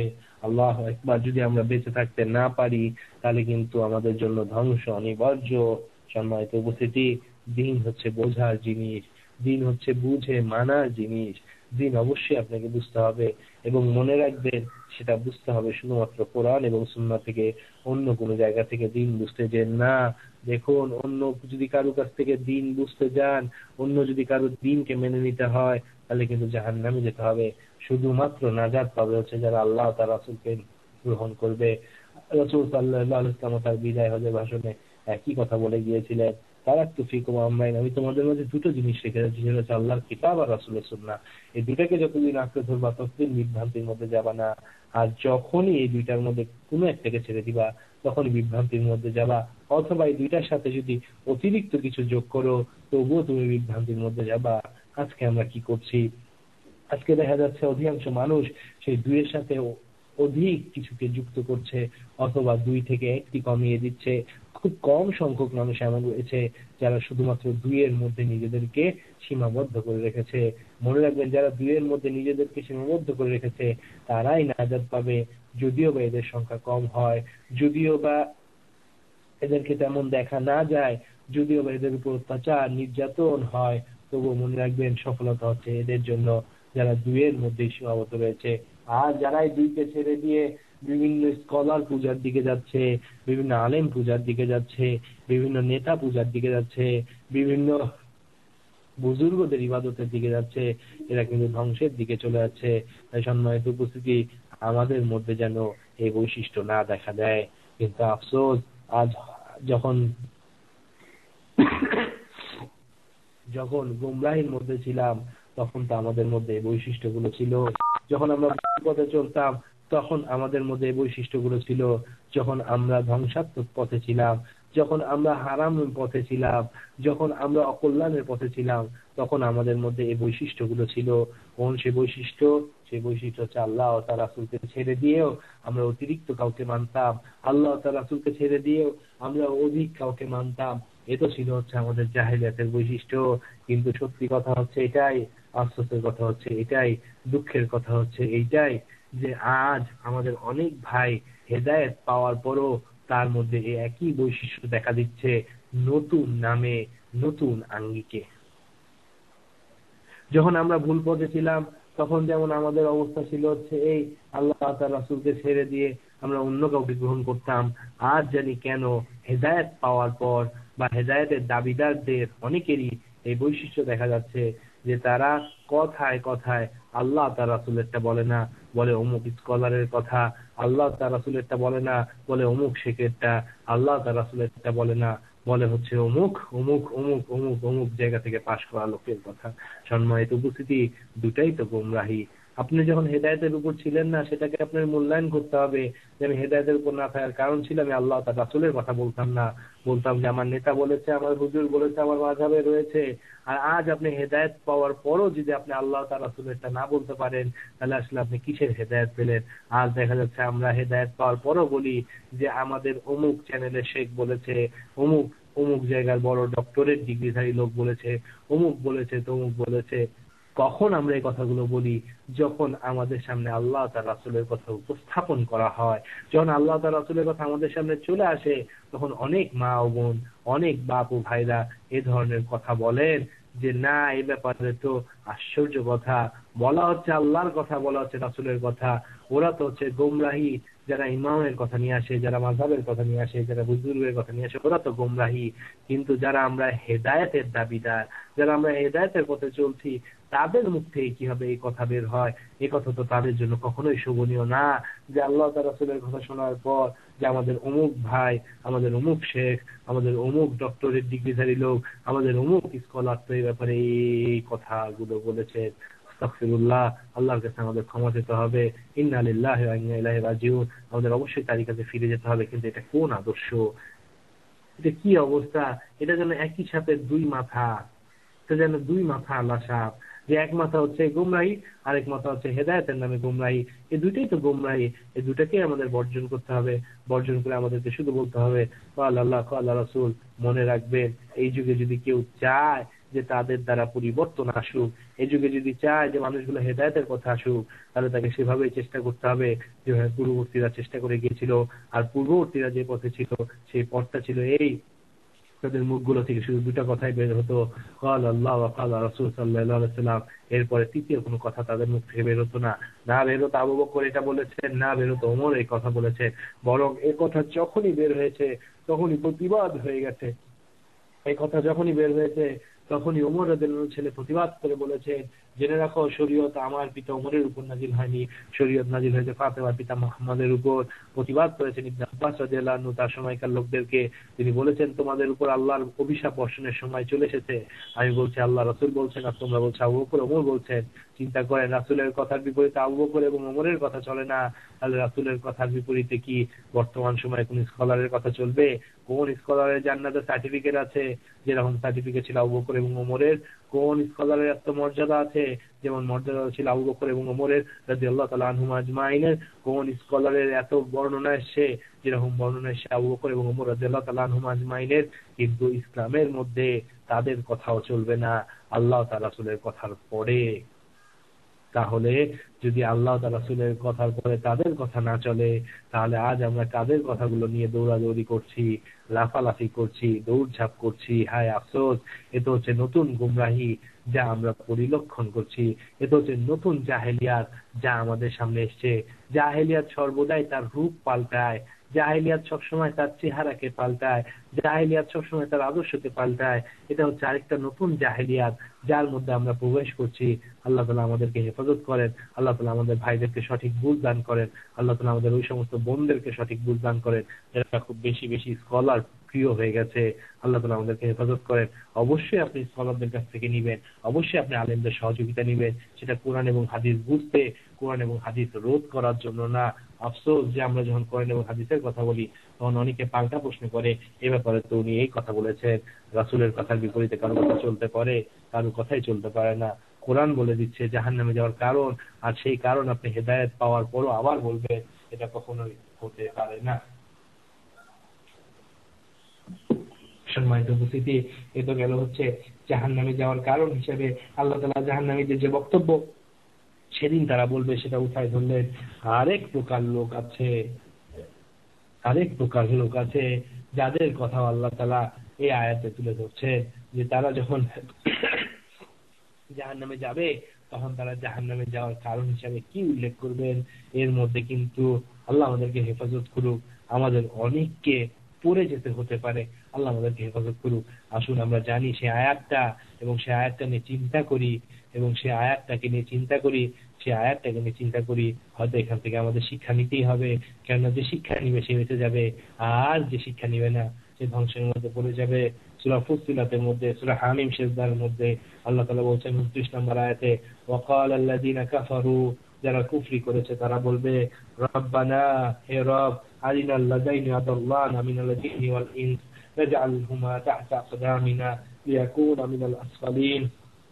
তারা বলবে, হে আমাদের রব, আমরা যাদের কারণে জাহান্নামে যাচ্ছি তুমি কি করো সেই সমস্ত জিন এবং ইনসান যারা আমাদেরকে এই জাহান্নামে যাওয়ার কারণ, যাদের কারণে আজকে আমরা এই জাহান্নামে যাচ্ছি, যারা আমাদেরকে উৎসাহ দিয়েছিল, উদ্দীপনা দিয়েছিল, যারা আমাদেরকে দাওয়াত দিয়েছিল, যারা আমাদেরকে বাধা দেয়নি, যারা আমাদের কর্মের ক্ষেত্রে হিসাব গ্রহণ করেনি, যাদের কারণে আজকে আমরা এই জাহান্নামে যাচ্ছি, আল্লাহ সেই সমস্ত জিন এবং মানুষকে তুমি কি করো আমাদের সামনে একটু এনে দাও। নাজআলহুমা তাহতা আকদামিনা, আমরা তাদেরকে কি করব, পদদলিত করব, পদদলিত করে আমরা জাহান্নামে যেতে চাই। আল্লাহ তোমার কাছে শুধু আল্লাহর কাছে তারা ফরিয়াদ করবে, আল্লাহর কাছে তারা প্রার্থনা করবে, হে রব, আমরা তো জাহান্নামে এসেছি, কিন্তু আল্লাহ যাদের কারণে আমরা জাহান্নামে এসেছি তুমি তাদেরকে একটু এনে দাও, তাদেরকে পদদলিত করেই আমি কি করব, জাহান্নামে যাব। সম্মানিত ভাই, আপনার সন্তান যেন আপনার বিপরীতে কথা না বলে, এটাই হচ্ছে চিন্তার বিষয়, এটাই হচ্ছে আলোচনার বিষয়। সম্মানিত মা, আপনার এই ছেলেটা যেন আপনার বিপরীতে কথা না বলে। সম্মানিত মা, আপনার কন্যা যাকে আপনি আজকে ওয়েস্টার্ন ড্রেস পরাচ্ছেন, যাকে আপনি আজকে ওয়েস্টার্ন সমাজে বড় করছেন, যাকে আপনি ওদের মতো লালন পালন করছেন, আপনি জানছেন সে কি অন্যায় কাজ করছে, আপনি জানছেন সে কি গুনার কাজ করছে, আপনিই তাকে মার্কেটে নিয়ে গিয়ে এই খবিস, এই শয়তানদের ড্রেসগুলো যেগুলো পরে মানুষ জাহান্নামের দিকে ধাবিত হচ্ছে ওগুলো কিনে দিচ্ছে। আপনার সাথে আপনার মেয়েটা চলছে, আপনার সাথে আপনার ছেলেটা চলছে। হে বাপ, যাকে আপনি কোনো অন্যায় কাজে বাধা দিচ্ছেন না, আপনি সাবধান হয়ে যান। যদি কোনো কারণে আপনার এই সন্তান এ পথে চলতে চলতে মৃত্যুবরণ করে, এ পথে থাকতে থাকতে মৃত্যুবরণ করে, তাহলে কি হবে? তাহলে সে আল্লাহর কাছে ফরিয়াদ জানাবে যে, হে আল্লাহ, আমার ওই পিতা মাতাকে এনে দাও। দেখেন আপনি আপনার সন্তানকে কত ভালোবাসেন, কত কিছু দিচ্ছেন, কত আদর মায়া মহব্বত করছেন, ও যা চাচ্ছে তাই দিচ্ছেন, ও সমস্ত আবদার পূরণ করছেন। সমস্ত আবদার পূরণ করেন না, ধ্বংস হয়ে যাবেন আপনি নিজেও, ধ্বংস হবে আপনার পরিবার, ধ্বংস হবে গোটা জাতি এবং সমাজ যদি সমস্ত আবদার পূরণ করেন। দেখেন আল্লাহ তাআলা বলে দিচ্ছেন, জাহান্নামী এক প্রকার জাহান্নামীদের জাহান্নামে যাওয়ার কারণ হিসেবে তারা বলবে, এই জাহান্নামে যাওয়ার আগে তারা বলবে, হে রব, যাদের কারণে আমরা জাহান্নামে গেছি, আমার ওই পিতা যে আমাকে মসজিদে নিয়ে যায়নি, আমার ওই পিতা যে আমাকে ইসলামের শিক্ষা দেয়নি, আমার ওই পিতা যে আমাকে আদর্শ শিক্ষা দেয়নি, আমার ওই মা যে আমাকে রাসূলের হাদিস শোনায়নি, আমার ওই মা যে আমাকে স্কুলে পাঠাইছে, যে আমাকে কলেজে পাঠাইছে, যে আমাকে ভার্সিটিতে পাঠাইছে, যে আমাকে দুনিয়া শিখাইছে কিন্তু দিন শিখায়নি, যে আমাকে দুনিয়ার জন্য অনুপ্রাণিত করেছে কিন্তু দিনের জন্য অনুপ্রাণিত করেনি, যে আমাকে দুনিয়া দুনিয়া দুনিয়া আমার কানের মধ্যে ঢুকিয়ে দিয়েছে কিন্তু দিন আমার থেকে বের করে নিয়েছে। হে আল্লাহ, যার কারণে আমি জাহান্নামী, ওই পিতা ওই মাকে নিয়ে আসো আল্লাহ, আমি ওই পিতা আর মাকে পাড়ায় জাহান্নামে যাব। সম্মানিত উপস্থিতি, আপনার সন্তান যেন আপনার বিপরীতে না যায়, আপনি এটা চেষ্টা করেন। কেননা যার জন্য এত কষ্ট করছেন, যার জন্য এত শ্রম দিচ্ছেন, যাকে এত মহব্বত করছেন, কিন্তু সে যদি ইসলামের প্রতি না চলে, ইসলামের ক্ষেত্রে যদি আপনি কঠোর না হন, তাহলে যদি সে কোনো কারণে যদি পা ফসকে জাহান্নামে চলে যায়, তাহলে কিন্তু সে কাল কিয়ামতের মাঠে আপনাকে ডাকবে, আল্লাহর কাছে বলবে, আল্লাহ, ওই পিতা ওই মা যারা আমাকে হেদায়েতের শিক্ষা দেয়নি, ওই বাপ ওই মা যারা আমাকে ইসলামী শিক্ষা দেয়নি, ওই বাপ ওই মা যে আমাকে এই কুফরি সমাজে বসবাস করাইছে, আমাদেরকে কাফেরের মতো করে তৈরি করেছে, আল্লাহ, ওই কুফরি সমাজে ওই কুফরি দেশে বসবাস করায় যারা আমাদেরকে কাফের বানাই দিয়েছে, আল্লাহ তাআলা আদর্শিক ভাবে আমলগত ভাবে সকল ক্ষেত্রে তাদেরকে আল্লাহ তুমি আমাদের সামনে নিয়ে আসো, আমরা ওদেরকে পারাবো, আগে ওদেরকে আগে দুমরায় মুসরায় ওই বাপ মাকে পাড়ায় পদদলিত করে আমরা জাহান্নামে যাব। সম্মানিত উপস্থিতি, আপনার সন্তান যাকে আপনি এত ভালোবাসেন, সে যেন আপনার বিপক্ষে কথা না বলে, এই জন্য প্রস্তুতি গ্রহণ করেন। যদি দেখেন যে আপনার সন্তান আলহামদুলিল্লাহ ভালো, তাহলে তো ভালো, আর যদি দেখেন সে বক্রপথে চলে যাচ্ছে, তবে তাকে ফিরাই নিয়ে আসুন, তাহলে কিন্তু কাল কিয়ামতের মাঠে ও আপনার বিরুদ্ধে দাঁড়ায় যাবে, ও আপনার বিরুদ্ধে দাঁড়ায় বলবে, আল্লাহ, ওই সমস্ত জিনদের মধ্যে থেকে যারা আমাদেরকে উস্কানি দিয়েছিল অন্তরে, আর আল্লাহ ওই সমস্ত মানুষের মধ্যে থেকে যারা আমাদেরকে উস্কানি দিয়েছিল, আল্লাহ, আমার ওই বাপ মাকে তুমি ধ্বংস করো যে আমাকে নিয়ে পার্টিতে যেত বেহায়ার মতো সাজায়, আল্লাহ, ওই সমস্ত বাপ মাকে ধ্বংস করো যে এরকম পার্টি করে বেড়াতো, যারা আমাদেরকে ইসলামের শিক্ষা দেয়নি, নামাজের শিক্ষা দেয়নি, কোরআন হাদিসের শিক্ষা দেয়নি, তারা শুধুমাত্র পার্টি, এইটা সেইটা, সাজগোজ, বিভিন্ন এগুলোর মধ্যে বেড়াতো। আল্লাহ, তুমি ওই সমস্ত বাপ মাকে নিয়ে আসো জাহান্নামে তো আমরা যাবই, আগে ওই বাপ মাকে পারায়নি যারা আমাদেরকে জান্নাতের শিক্ষা দেয়নি, যারা আমাদেরকে কল্যাণের পথ দেখায়নি, যারা আমাদেরকে স্কুল চিনাইছে কিন্তু ইসলাম চিনায়নি, যারা আমাদেরকে দুনিয়া শিখাইছে কিন্তু দিন শিখায়নি, যারা আমাদেরকে অনেক কিছু শিখাইছে কিন্তু কোরআন পড়া শিখায়নি। আল্লাহ ওই বাপ মাকে নিয়ে আসো, আল্লাহ ওই বাপ মাকে আগে পারায়নি, তারপরে আল্লাহ জাহান্নামে যাব। সম্মানিত উপস্থিতি, সম্মানিত ভাই ও বোনেরা, আমার আপনার সন্তান যেন আমার আপনার বিরুদ্ধে সাক্ষ্য দিতে না পারে, এ কথা বলতে না পারে, সেজন্য আমাদেরকে চেষ্টা করতে হবে।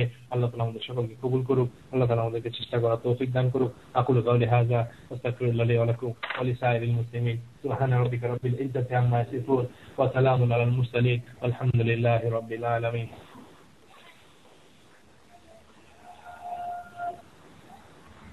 জাযাকাল্লাহু খাইরান। আসসালামু আলাইকুম ওয়া রাহমাতুল্লাহি ওয়া বারাকাতুহু। সম্মানিত দিনী ভাই বোনেরা, ইনশাআল্লাহ আমরা খুব সপ্তাহের মধ্যে খুব সপ্তাহ পরবর্তীতে মুখ করব। তার পূর্বে জরুরি কয়েকটি ঘোষণা। প্রথমত জানিয়ে দিচ্ছি আগামীকালের বিষয়। আগামীকাল থাকবে আমাদের আকিদা শরীয়তের উপর আলোচনা, আলোচক আবু সুমাইয়া মতিউর রহমান। দ্বিতীয় ঘোষণাটি হলো আমাদের শেখ মতিউর রহমান মাদানির যে লাইভ প্রোগ্রাম এভরি মান্থ, এটা আমরা সেট আপ করার চিন্তা ভাবনা করেছিলাম, আলহামদুলিল্লাহ। So next month, which is December 2nd, first রবিবার, first week, every month first উইকে আমাদের প্রোগ্রাম হবে। তো নেক্সট মান্থের প্রথম সপ্তাহের যে তারিখটা হচ্ছে সেটা হলো ডিসেম্বর 2nd, ডিসেম্বরের 2 তারিখ দুপুর 1টার সময় ইনশাআল্লাহ আমাদের থাকবে লাইভ প্রোগ্রাম, যেখানে থাকবে ইনশাআল্লাহ প্রশ্ন ব্যবস্থা। এবং আশা করি এবার ইনশাআল্লাহ আমাদের সাউন্ড সিস্টেম সবকিছু ঠিক থাকবে। যে সমস্যা হয়েছিল গত কনফারেন্সে, ইনশাআল্লাহ আশা করি সেই সমস্যা থেকে আমরা এবার থাকবো ইনশাআল্লাহ। আল্লাহ সুবহানাহু সে তৌফিক দান করেন। তো আমরা সকলেই অন টাইমে কনফারেন্সে উপস্থিত হওয়ার চেষ্টা করবো। 1টার ভিতরে অবশ্যই, কারণ 1টার ভিতরে প্রোগ্রাম শুরু হয়ে যাবে। বাই 12:30 আমাদের নর্মালি আপনার কোরআন তেলাওয়াত প্লে করা হবে। সো 1 o'clock আমাদের কনফারেন্স শুরু হবে ইনশাআল্লাহ। তো আমরা নিজেরা উপস্থিত হবো এবং অন্যান্য ব্রাদার সিস্টার সকলকে আমরা অবগত করে তাদেরকে আসার জন্য উৎসাহিত করবো ইনশাআল্লাহ। আল্লাহ সুবহানাহু ওয়া তাআলা আমাদের সকলকে যেন তৌফিক দান করেন। আর দ্বিতীয় ঘোষণাটি হলো ডিসেম্বর 23rd জামিয়াতুল মুসলিম সেন্টারে যে লাইভ প্রোগ্রাম, আমাদের ইনওয়ালি ফ্যামিলি প্রোগ্রাম চিন্তা ভাবনা করতেছিলাম, বলেছিলাম যে একটি কনফার্মেশন জানাবো। তো একটা বিষয় যে তারা ব্যস্ততার কারণে আমাদেরকে এখনো কনফার্মেশন দিতে পারেননি। তো বিধায় আমরা এই সপ্তাহের ভিতরে ইনশাআল্লাহ হয়তো জানিয়ে দিব যে কোনো সময় ঘোষণার মাধ্যমে যে আমাদের যে ডেটটা বা স্থান, আমাদের ডেট ঠিক থাকবে ইনশাআল্লাহ, কোথায় হবে সেই বিষয়টা জানিয়ে দেবো ইনশাআল্লাহ। তো আমরা আশাবাদী যে জামায়াতুল মুসলিম সেন্টারে আমাদের প্রোগ্রাম হবে ইনশাআল্লাহ। সর্বশেষ ঘোষণাটি হলো আজকে থাকবে আমাদের পবিত্র কোরআনুল কারীমের ক্লাস, সুশিক্ষিতভাবে পবিত্র কোরআন কারীম শিক্ষার উদ্দেশ্যে আমরা যে ডিলারিটি স্টেজে উপস্থিত হয়ে থাকি স্মরণ করে দিচ্ছি যে 1:30 মিনিটে আমাদের ক্লাস শুরু হবে। 1টা থেকে 1:30 মিনিটের ভিতরে আমরা অন টাইমে আমাদের নির্দিষ্ট স্থানে ডিলারিটি স্ট্রিট বিটুইন অ্যালড্রিস অ্যান্ড ফোর্সাইড ওয়াহিদ রেজিমেন্টে আমরা সকলেই উপস্থিত হওয়ার চেষ্টা করবো। আল্লাহ সুবহানাহু ওয়া তাআলা আমাদের সকলকে যেন তৌফিক দান করেন, আল্লাহুম্মা আমিন। তো ইনশাআল্লাহ এখনই আমি সিস্টেম চেঞ্জ করে দিচ্ছি। যারা লাইনে আছেন, নতুন ব্রাদার যারা আছেন, চেষ্টা আছেন, তাদের অবগতির জন্য জানাচ্ছি সিস্টেম চেঞ্জ করার পরেই আপনারা *6 প্রেস করে প্রশ্ন করবেন এবং অলওয়েজ রিকোয়েস্ট থাকবে আমাদের প্রশ্ন শেষ হওয়ার সাথে সাথে অথবা একই টাইম যদি কেউ ফোন আনমিউট করেন তাহলে অবশ্যই আপনাকে আবারও *6 প্রেস করে মিউট করে দেবেন। জাযাকাল্লাহু খাইরান।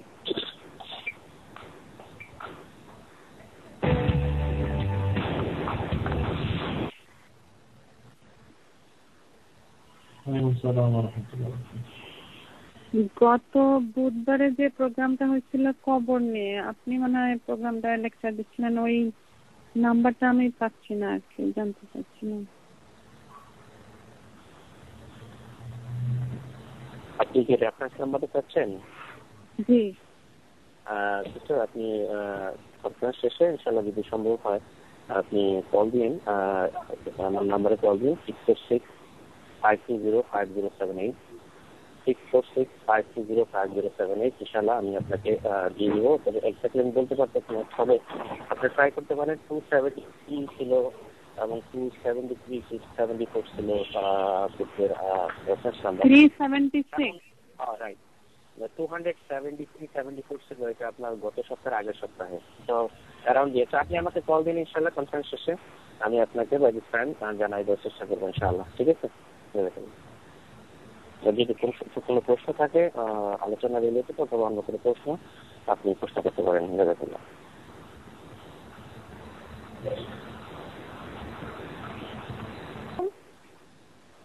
ওয়ালাইকুম আসসালাম ওয়া রাহমাতুল্লাহি ওয়া বারাকাতুহু। আসলে আমি আশিক ভাইয়ের কাছে মানে সেরকম না, আমি আসলে আকরাম ভাই বোঝায় উনি লাইনে আছে, ওনার সাথে কি কথা ছিল আমার গতকালে যে আশিক ভাই যে ইয়েটা বলেছেন ওটা তো নিশ্চয়ই আজকে চেঞ্জ হয়ে যাবে, তো ওটার নাম্বারটা আমি হয়তো কালকে পরশু নিতে চাচ্ছি।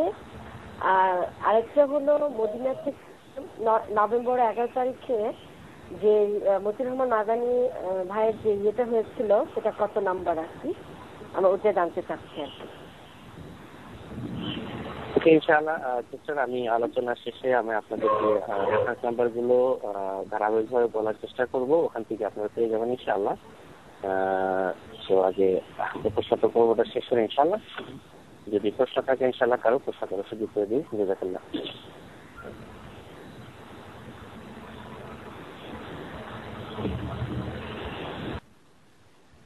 ওয়ালাইকুম আসসালাম ওয়া রাহমাতুল্লাহি ওয়া বারাকাতুহু।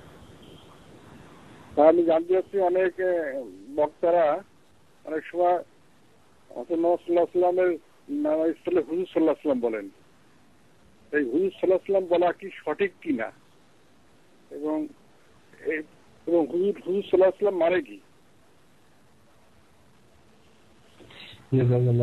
আসলে হুজুর সাল্লাল্লাহু আলাইহি ওয়াসাল্লাম যেটা আমরা বলি এটা সবাই বলে আসতেছে দেখে বলে, এটা আসলে বলা ঠিক না, কারণ রাসূলের নাম হুজুর না।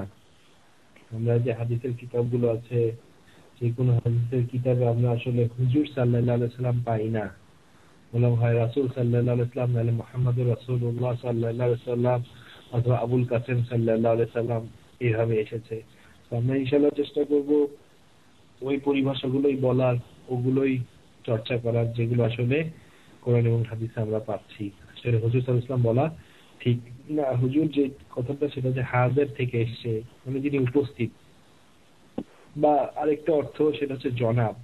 আসলে এটা বলার কোনো দরকার নাই, কেননা সাহাবীরা এটা বলেননি, তার পরবর্তীতে যারা হাদিসের কিতাবগুলো লিখেছেন তারাও এটা বলেননি, যেহেতু তারা বলেননি। এবং দেখবেন হযরত, আমরা কথায় কথায় হযরত বলি, অথচ দেখা যাচ্ছে রাসূল সাল্লাল্লাহু আলাইহি ওয়াসাল্লামকে কোনোদিন সাহাবীরা কখনো হযরত বলেননি। এটা প্রমাণ আপনারা কোনো হাদিসের কিতাবগুলোতে দেখবেন, সেখানে আরবি যে হাদিসগুলো থাকে সেখানে কোথাও হযরত লেখা থাকে না। যেহেতু লেখা নাই তাহলে আমরা কেন বলতে যাবো? এটা আসলে ফার্সি থেকে উর্দু, উর্দু থেকে বাংলায় যখন পড়তে গেছে তখন এই হযরত চলে এসেছে। এটা আসলে আমাদের পরিত্যাগ করা উচিত। এগুলো আসলে আমাদের এমন ভাবে মিশে গেছে, এগুলোকে আমি পরিত্যাগ করা আমাদের জন্য কষ্ট হয়ে গেছে, কিন্তু আমাদের পরিত্যাগ করতে হবে। আমরা ইনশাআল্লাহ চেষ্টা করবো মূলের দিকে ফিরে যেতে, যেভাবে সাহাবীরা রাসূল সাল্লাল্লাহু আলাইহি ওয়াসাল্লামকে আহ্বান করতেন, যেভাবে ডাকতেন, আমরা ইনশাআল্লাহ সেভাবে ডাকার চেষ্টা করবো। আল্লাহ আমাদেরকে সকলকে বুঝ দিক, সকলকে বলার তৌফিক দান করুন। আল্লাহুম্মা আমিন।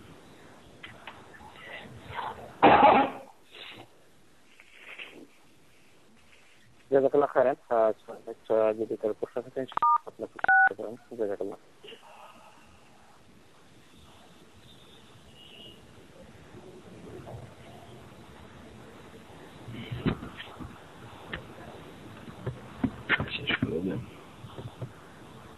আসসালামু আলাইকুম ওয়া রাহমাতুল্লাহ। ওয়ালাইকুম আসসালাম ওয়া রাহমাতুল্লাহি ওয়া বারাকাতুহু। আমি জানতে চাচ্ছিলাম আমাদের যে নবী সাল্লাল্লাহু আলাইহি ওয়াসাল্লাম সূরা তাবারাকাল্লাহ, সূরা মুলক আর সূরা আলিফ লাম মিম সিজদা, সূরা এগুলো তেলাওয়াত করতেন, এই দুটো সূরাকে আমরা মাগরিব এশার মধ্যবর্তী সময় করব নাকি এশারের পরে ঘুমানোর আগে করলে হবে? এটা রাত্রে ঘুমানোর আগে করতে, আমরা ইনশাআল্লাহ ওই সময়ই করব, শোয়ার আগে এই দুটো করব ইনশাআল্লাহ। জাযাকাল্লাহ। বারাকাল্লাহু ফিক।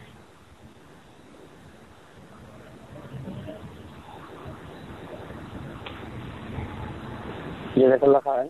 তো ইনশাআল্লাহ পরবর্তীতে কারো প্রশ্ন থাকলে প্রশ্ন করুন। হ্যালো, আসসালামু আলাইকুম।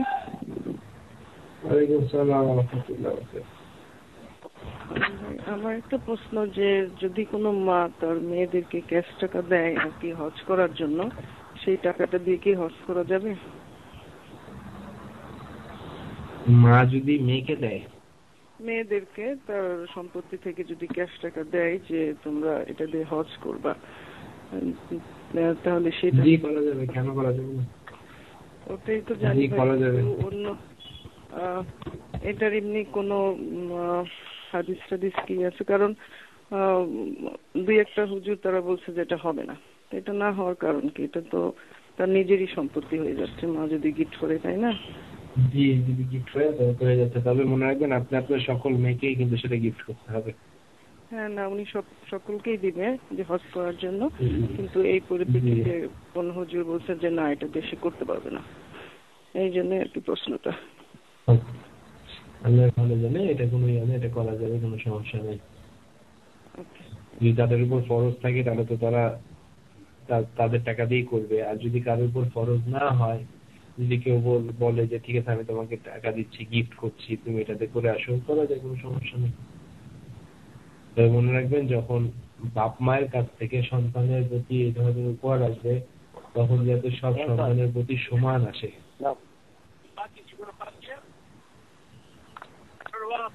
তখন যাতে সব সন্তানের প্রতি সমান আসে, এটাকে খেয়াল রাখতে হবে। কেননা রাসূল সাল্লাল্লাহু আলাইহি ওয়াসাল্লামের একজন সাহাবী তিনি এসে বলছেন তার স্ত্রী আর কি, তাকে বললেন তার যখন সন্তান হলো যে অবশ্যই আপনাকে কিছু দিতে হবে, তখন তিনি তার সন্তানকে একটা উপহার দিলেন এবং তার স্ত্রী তখন বলছে এটা আমি ততক্ষণ পর্যন্ত করবো না যতক্ষণ পর্যন্ত আপনি এই ব্যাপারে রাসূলকে সাক্ষী না মানবেন। রাসূল সাল্লাল্লাহু আলাইহি ওয়াসাল্লামের কাছে আসার পর তিনি বললেন যে রাসূলুল্লাহ সাল্লাল্লাহু আলাইহি ওয়াসাল্লাম আমি তো আমার এই সন্তানকে এটা দিতে চাই, এই ব্যাপারে সন্তানের মা বলছে আপনাকে সাক্ষী রাখতে। রাসূল সাল্লাল্লাহু আলাইহি ওয়াসাল্লাম তাকে প্রশ্ন করলেন আচ্ছা ঠিক আছে, তুমি কি তোমার অন্যান্য সন্তানদেরকেও এভাবে দিচ্ছ? সে বলল না আমি আমার অন্যান্য সন্তানদেরকে এটা দিচ্ছি না। তখন বললেন তোমার আল্লাহর উপর আমি সাক্ষী রাখতে পারি না। তো চেষ্টা করবেন বাপ মারা যখন দেয় তখন যেন সব সন্তানের দিকে খেয়াল রেখে ইনসাফ যাতে থাকে, এটাকে শুধু খেয়াল রেখেন। আমাদের দেশে অনেক সময় দেখা যায় এটা আর কি হয় না, যে বাপ মা যে কোনো একটা ছেলে অথবা একটা মেয়েকে খুব বেশি দেয়, বাকিদেরকে দেয় না। এটা আসলে ইনসাফ হয় না। ইনসাফ করে যদি দেয় অবশ্যই করে দেবে, সমস্যা হবে না ইনশাআল্লাহ। তারপরে বলবো আল্লাহ সবচেয়ে ভালো যাবে।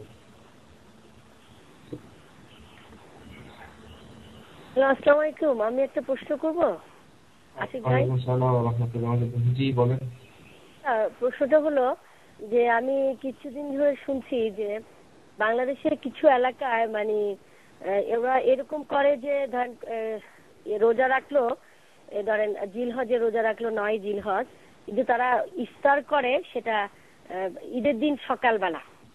তো এটা কতটুকু সহি আমাকে একটু বলবেন? বুঝলাম না। মানে আপনি 9 জিলহজে রোজা রাখলো কিন্তু ওরা ইফতার করলো না সন্ধ্যায়, একেবারে ঈদের সকালে যে গোসল করে নামাজ পড়ার পরে তারা যে ইফতার করে। তো এটা ইভেন আমাদের এখানেও বলছেন একজন আলেম, উনিও বলছেন যে এটা হবে। তা আমি এটা জানতে চাচ্ছি কতটুকু সহি এটা। ইফতার তো করতে হবে যেটা কোরআন এবং হাদিসের সাথে, সেটা হচ্ছে সূর্যাস্তের সাথে সাথে, তাই না? এটা হচ্ছে রাসূলের সুন্নাহ, এটা তো রাসূলের সুন্নাহর বিপরীতে। আরেকটা যেটা হচ্ছে সাওমে বিসাল যেটা বলা হয়, যে কোনো প্রকার বিরতি ছাড়া, সেটাও সিস্টেমটা এরকম না, ঠিক আছে? আর ওরা এটা রাখেও না, বরং এটা হচ্ছে একটা নতুন আবিষ্কার, যেটা হচ্ছে বিদআত, রাসূলের সুন্নাহ বহির্ভূত কাজ। এটা করা যাবে না এবং এটা মানা করতে হবে তাদেরকে। কেননা সুবেদার দিক থেকে যেমন আপনি পানাহার বর্জন করবেন, ঠিক তেমন আপনি পানাহার গ্রহণ করবেন কখন? সূর্যাস্তের সাথে সাথে। আমাদের দেশে যেটা করে সেটা হচ্ছে আপনার সূর্যাস্ত হয়ে যাওয়ার আরো 5 মিনিট পরে আযান দেয়। এটা হচ্ছে ইহুদিদের লক্ষণ। রাসূল বলেছেন তোমরা ততদিন কল্যাণের উপর থাকবা যতদিন তোমরা তাড়াতাড়ি ইফতার করবা। সূর্যাস্ত হয়ে গেছে সাথে ইফতার। শিয়ারা হচ্ছে আপনার অনেকখানি রাত হওয়ার পর ইফতার করে। একই আদর্শ হচ্ছে আমাদের সমাজের মাযহাবী ভাইরা, তারা কি করে ওয়াক্ত হয়ে গেছে তারপরে 5 মিনিট পরে, কোথাও 7 মিনিট পরে আযান দিচ্ছে, এরপরে ইফতার করছে। এইটাই যেখানে বৈধ না সেখানে একদম আবার সেই দিনটা গিয়ে পরের দিন সকালে গিয়ে খাওয়া, এটা রাসূলের সুন্নাহ থেকে প্রমাণিত না। রাসূলের সুন্নাহ থেকে আমরা পাচ্ছি না, সেটা আমাদের করার কোনো অধিকার নাই। আল্লাহ তাআলা আমাদের সঠিক বুঝ দান করেন, আমরা সবচেয়ে বেশি জানি। জাযাকাল্লাহু খাইর। আচ্ছা তুমি তো শেষ করে দিই। জাযাকাল্লাহু খাইর। ঠিক আছে ইনশাআল্লাহ। যদি এখানে কিছু প্রশ্ন করতে চাচ্ছিল কিনা বুঝিনি। ওয়ালাইকুম সালাম ওয়া রাহমাতুল্লাহ। আমার তো একটা প্রশ্ন ছিল, আমি পার্সোনাল লোন আছে 5,000 টাকার মতো, 10,000 ওই লোকটা খুঁজতে পাইছি না। হ্যাঁ, আমি এই 5,000 টাকা দিতে পারছি না, লোকটা পাইছি না। এই অবস্থা আমি কি করতে পারি? আপনি খুঁজতে থাকেন আপনি আপনার সাধ্য পক্ষে চেষ্টা করতে থাকেন। সাধ্য পক্ষে চেষ্টা করার পরও যদি আপনি না পারেন, তাহলে আপনি তার পক্ষ থেকে এটা দান করে দেন যে আল্লাহ এটা অমুক ব্যক্তির ঋণ, তুমি জানো আমি তাকে অনেক খুঁজেছি কিন্তু পাচ্ছি না, এখন তার পক্ষ থেকে আমি এটা সদায় করে দিলাম। এটাই আলেম ওলামার বক্তব্য। এরপর আল্লাহ সবচেয়ে ভালো জানে।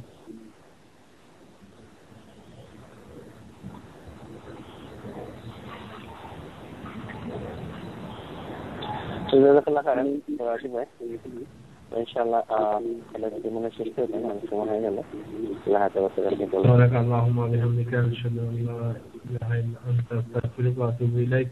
আসসালামু আলাইকুম ওয়া রাহমাতুল্লাহি ওয়া বারাকাতুহু।